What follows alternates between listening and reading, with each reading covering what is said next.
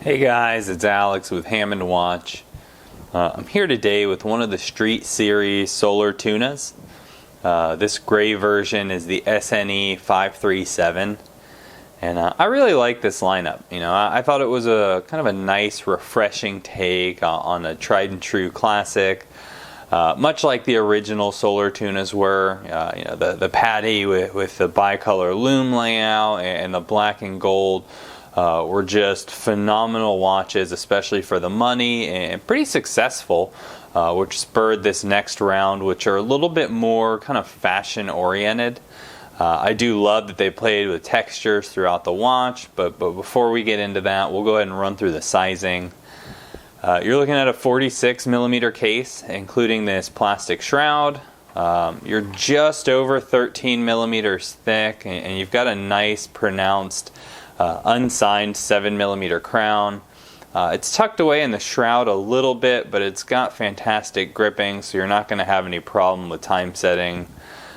Your lug to lug from the end of the lugs is 45.5.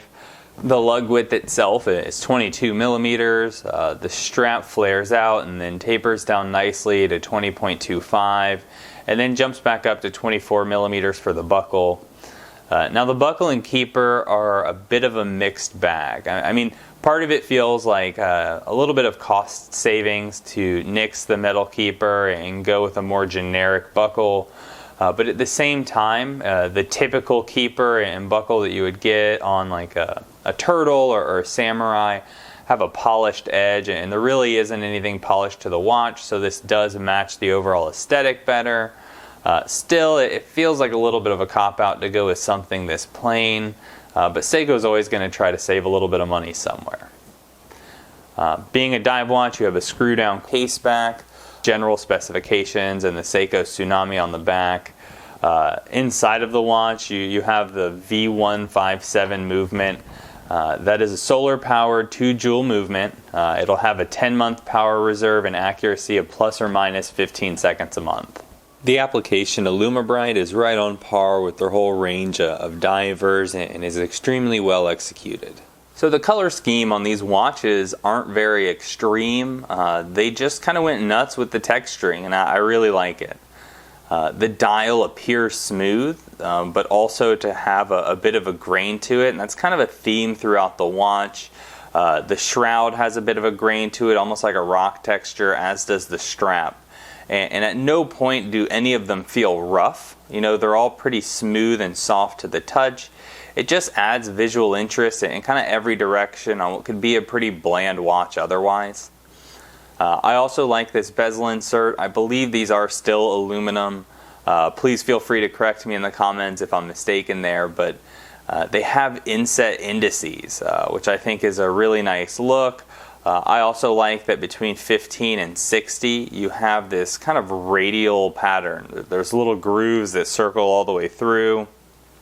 It looks really sharp.